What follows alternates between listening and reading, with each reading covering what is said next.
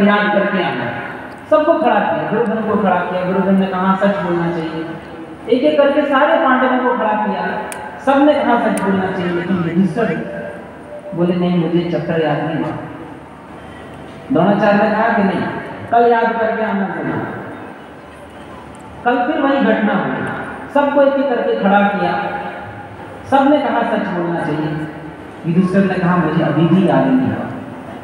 द्रोणाचार्य ने बहुत डांटा और चेतावनी दी कि कल तक मुझे चैप्टर आपका याद चाहिए।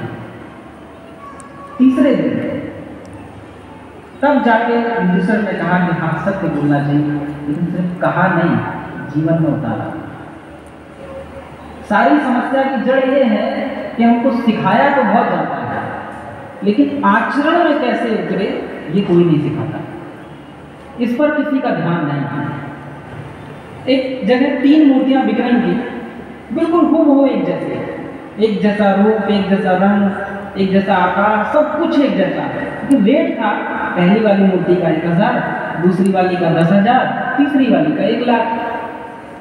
अब खरीदने वाले ने पूछा भाई एक बात बताओ, ये तीनों देखने में तो एक सी है, इतना इतना अंतर क्यों है कि बिल्कुल 10 टाइम्स।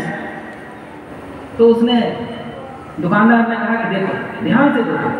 उसने पहली वाली मूर्ति जो 1000 की थी उसके कान में धागा घुसाया तो दूसरे कान से बाहर आ गया। बोले ये 1000 का लिया। ज्यादातर लोग ऐसे ही होते हैं, एक कान से सुने दूसरे से निकाल दिया। अब उसकी उत्सुकता जागी दूसरी वाली मूर्ति की क्या खास बात है। तो दुकानदार ने दूसरी वाली मूर्ति के कान में घुसाया धागा और मुंह से बाहर आ गया। बोले ये 10,000। जो तुलसीदास कहते हैं, गोस्वामी तुलसीदास जी की पर उपदेश कुशल होते हैं। इस समाज की सबसे बड़ी समस्या यही है कि हर आदमी प्रवचन देने पर शुरू से लेकर आप जैसे ही व्हाट्सएप खोलते हैं, व्हाट्सएप यूनिवर्सिटी पर सुबह से ही ज्ञान बढ़ना शुरू हो जाता है। समस्या की जड़ ये है कि यहाँ सिखाने वाले बहुत हैं, आचरण में कितने लोगों के होता है ये ऐसे लोग बहुत हैं। वो खुद भले ही कुछ ना जीवन में किए हो, लेकिन आपको जो है वो कलेक्टर बना देंगे। खुद का जुकाम ठीक नहीं होगा, लेकिन आपका कैंसर ठीक कर देंगे। समस्या सारी ये है। अब उसकी उत्सुकता जागी तीसरी वाली मूर्ति की क्या खास बात है। उसने तीसरी वाली मूर्ति के कान में धागा घुसाया, पेट में चला गया, बाहर नहीं आया। समझ गए ना? जीवन में यदि आचरण में नहीं उतरा तो शिक्षा का कोई अर्थ नहीं है। अभी मैं बच्चों के नंबर सुन रहा था, 99, 98, इतना तो हम लोगों को बुखार आता था जितने आजकल बच्चे नंबर लाते हैं, इतने तो हमारे मार्कशीट में टोटल होते थे। लेकिन समस्या आप देखो ना, आजकल के बच्चे कितने इंटेलिजेंट हैं। आप वो पासवर्ड लगाते हो वो दूर से पकड़ लेते हैं। इतने इंटेलिजेंट बच्चे हैं। हम लोग जिस उम्र पर ठीक से कपड़े पहनने नहीं जानते थे, आजकल वो सब कुछ चला लेते हैं। आज के बच्चे बहुत इंटेलिजेंट हैं, लेकिन गड़बड़ कहाँ हो रही है? गड़बड़ हो रही है। एक बार क्या हुआ, एक पिता थे, उनके घर में बागवानी थी, काफ़ी सारे पेड़ थे। उनको कहीं 7-8 दिन के लिए जाना था। उन्होंने अपने बेटे को बुलाया। बेटे से कहा बेटा मैं जा रहा हूँ, लेकिन एक मेरी छोटी सी रिक्वेस्ट है, बेटा पानी रोज लगाना। बेटा बोला हाँ पापा आप चिंता मत करो, आप जाओ, मैं डेली पानी लगाऊंगा। तो चले गए। 7-8 दिन बाद आते हैं, देखते हैं सारे पेड़ सूखे हुए। अब तो पिताजी को थोड़ा सा गुस्सा भी आया। उन्होंने बुलाया, क्यों भाई तुमसे मैं कहकर गया था पानी लगाना, तुमने पानी क्यों नहीं लगाया? बेटा बोला पापा मैंने पानी तो डेली लगाया। तो पापा अनुभवी थे, समझ गए। एक बात हमेशा ध्यान रखिए, अनुभव हमेशा ज्ञान से बड़ा होता है।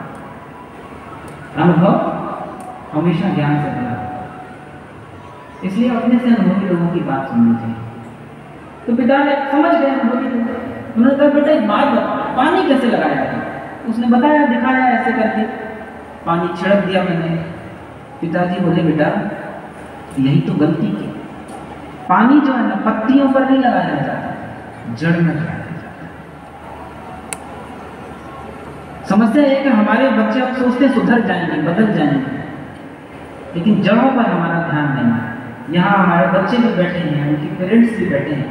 मेरा आपसे करबद्ध निवेदन है, पढ़ाने के लिए तो स्कूल हैं, एक से एक बढ़िया टीचर हैं, इनकी जड़ों में पानी लगाइए, इनके संस्कारों को मजबूत करिए। और एक बात ध्यान से समझ लीजिए, मैं खुद भी लेक्चरर रहा हूँ, प्रिंसिपल रहा हूँ और आज यहाँ पर बैठा हूँ। एक चीज़ मैं पूरे दावे से कह सकता हूँ, बच्चे कभी नहीं सीखते। हम लोग कहते हैं ना बच्चे बहुत तेज सीखते नहीं, गलत।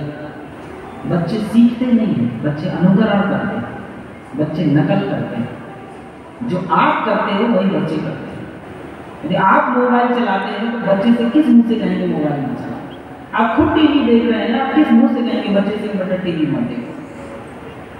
सबसे पहले आप समय बताना, वो गांधी जी वाली कहानी सुनिए ना, कि एक माँ पहुंची बेटे को लेकर के, गांधी जी आप बोल दीजिए कि गुड़ बहुत खाता है, आप कह दो तो मान जाएगा। गांधी जी ने कहा नहीं अभी नहीं, 15 दिन बाद आया।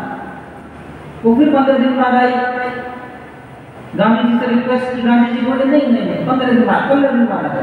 15 दिन बाद फिर आई, उसको कोने में ले गई, बच्चे को बड़े प्यार से बोले बेटा गुड़ मत खाया करो, ज्यादा गुड़ खाने से दांत भी खराब होते हैं, स्वास्थ्य भी खराब होता है।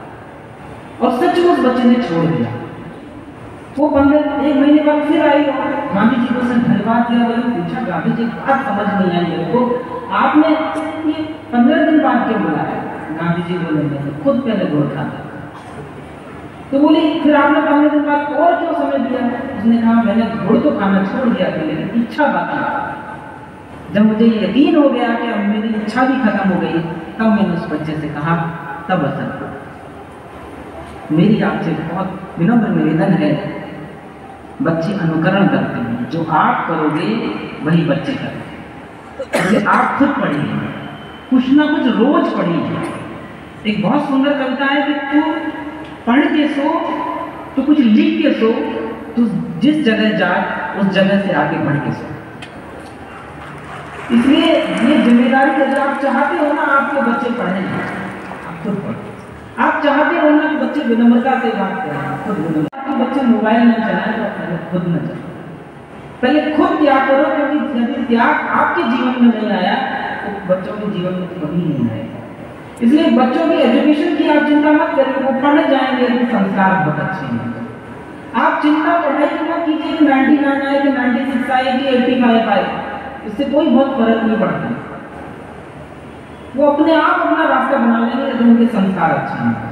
उनको कामयाब होने से दुनिया की कोई ताकत नहीं रोक सकती है जो संस्कार। इसलिए उनकी जड़ों में पानी लगाइए, पत्तियों पर फूलों पर पानी लगाने के लिए तो विद्यालय नहीं, लेकिन ये जिम्मेदारी हर माता पिता की है। इसलिए मेरा बहुत अपनी वाणी को यहीं पर विराम देते हुए सिर्फ मैं इतना ही कहना चाहूँगा, क्योंकि समय की सीमा है, लंबा कार्यक्रम है।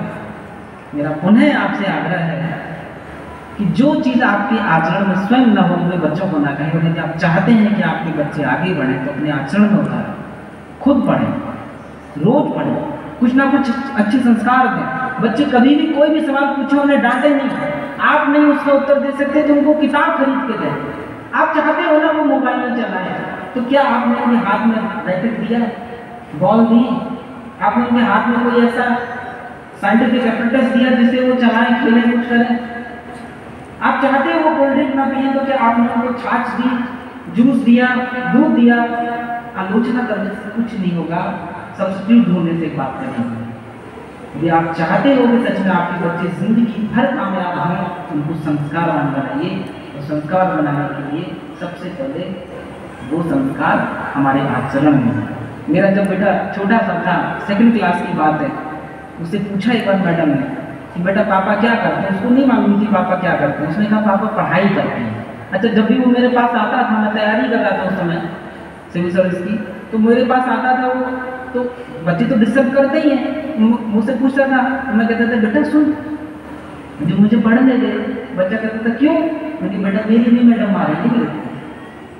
तो उसके दिमाग में यही बैठ गया कि पापा पढ़ते हैं। ये उसने अपने क्लास टीचर को बोल दिया कि पापा पढ़ते हैं। तो क्यों पढ़ते हैं? क्योंकि मैडम को डांटेंगे। जो आप करते हो बोल दीजिए। उसी भी सी बात है, मैंने ऐसा कुछ भी आपको नया नहीं बताया, सिर्फ एक आग्रह के साथ मैं आया हूँ। अपने बच्चों को संस्कारवान बनाने पर ध्यान दीजिए, क्योंकि संस्कार देने की पहली और सबसे मजबूत आधारशिला सिर्फ परिवार है, और उसमें भी सबसे बड़ी जिम्मेदारी माँ की है। इसलिए ये कहकर मत छोड़ दे, ये कहते दिन भर चिल्लाता, ये मोबाइल नहीं। प्लीज़ अपने बच्चों को एसेट समझिए, दौलत ये देश की दौलत है, इनके कंधों पर देश आगे बढ़ेगा। और अपने बच्चों को ना, चील आप जानते हैं, जैसे वो चील का बच्चा पैदा होता है ना, तो चील उसको कांटों में फेंक आती है, उसकी दर्द की परवाह नहीं करती। हम अपने बच्चों को बिल्कुल ऐसे पालते हैं जैसे कबूतर का बच्चा होता है, कष्ट ना मिले उसको, दर्द ना मिले। अरे दर्द तो होगा, no pain no gain, more pain more gain. उसको सिखाइए। जब एक चिड़िया अपने बच्चों को उड़ना सिखाती है ना, धक्का मारती है उसको घोंसले में से, और वो बच्चा घोंसले से लटक जाता है कि मुझे उड़ना ना पड़े। फिर वो उड़ के दिखाती है, देख मैं भी उड़ सकती हूँ। लेकिन वो बच्चा डरता है, वो फिर धक्का मारती है। यदि वो भी हमारी तरह कुछ करने लगे ना, बात नहीं बनी कुछ करने से। इसलिए आप अपने बच्चों को एक सुंदर मूर्ति के रूप में गढ़ना चाहते हैं, उनके साथ थोड़ा सा ऐसा व्यवहार कीजिए कि उनको चील के बच्चे बनाना, मजबूत बनाना, ताकतवर बनाना। उनको सिखाना है इस दुनिया में प्रेम के बिना कुछ नहीं मिलता। मैं अपनी वाणी को विराम देना चाहूँगा कि खुशगवार महक सुर्ख रंगत, खुशगवार महक सुर्ख रंगत, पंखड़ियों की नज़ाकत, जब सारी चीज़ मिलती हैं तब गुलाब बनता है, तब गुलाब बनता है। और ये मेरे बच्चे जो आज यहाँ बोल रहे थे, गा रहे थे, सब मेरे एक से पढ़कर एक सुंदर खूबसूरत गुलाब, इनको देखते ही नज़र नहीं हटती, इतने प्यारे बच्चे। बहुत बहुत धन्यवाद सर आपके लिए, सभी को बहुत बहुत धन्यवाद। और विशेष तौर पर टीचर साहब